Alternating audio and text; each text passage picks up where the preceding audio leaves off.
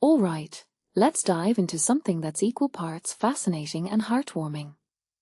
Have you ever stumbled upon a story that makes you pause and think, wow, this is what passion looks like? Well, today's topic is exactly that. We're talking about Val Ripley, a 101-year-old woman who turned her childhood love for dolls' houses into a living museum. But this isn't just a story about toys, it's about memory, history, and the enduring power of nostalgia. So, let's break this down. First off, what immediately grabs me is the sheer longevity of Val's passion. She got her first doll's house in 1932, at the age of 8. Think about that. This woman has been cherishing these toys for nearly a century. Personally, I think this speaks to something deeper: how objects can become vessels for our memories. Val's doll's house wasn't just a toy, it was a symbol of her childhood, a connection to her parents, and a piece of her own history. What many people don't realize is that these kinds of artifacts, whether they're toys, letters, or photos, carry stories that go far beyond their physical form. Now, here's where it gets even more interesting. Val and her sister rediscovered these toys decades later, tucked away in their parents' attic. Imagine the emotions that must have flooded back when they opened those pre-war crates. This raises a deeper question. How often do we lose pieces of our past, only to find them again when we least expect it?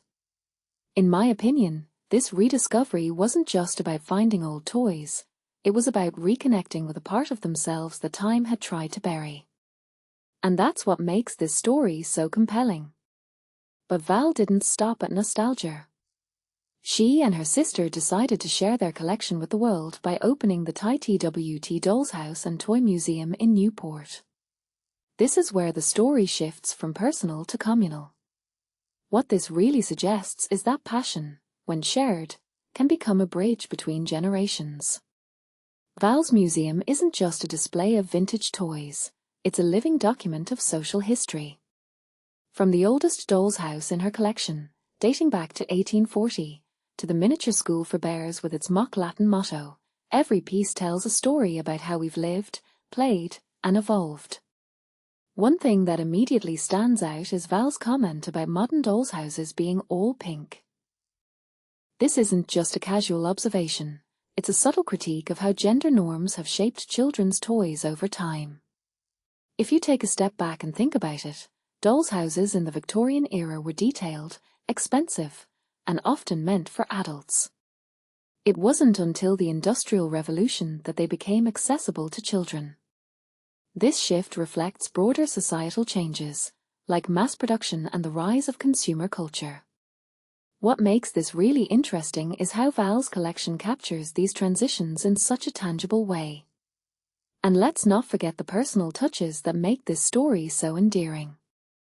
Val still remembers the names of her miniature bear pupils: Reggie, Bruce, Yvonne, Carol, Gus, Penny, Miss Bruin, and Mr. Edwards.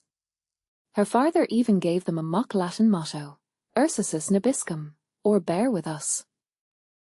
A detail I find fascinating is how these small, playful elements reveal the depth of her imagination as a child. It's a reminder that toys aren't just things, they're tools for storytelling, creativity, and connection. Finally, what's most inspiring to me is Val's continued enthusiasm.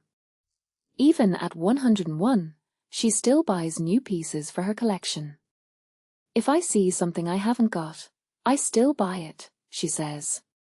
This isn't just a hobby, it's a lifelong love affair with history, memory, and the joy of play. From my perspective, Val's story is a testament to the idea that passion doesn't age, it evolves, grows, and finds new ways to express itself. So, here's my closing thought. What's the one thing from your childhood that you'd want to preserve or share with the world? Maybe it's a toy, a book, or even a memory. Val's story reminds us that these small pieces of our past can become something much bigger, a way to connect with others, to teach, and to inspire. Personally, I think that's what makes her museum so special.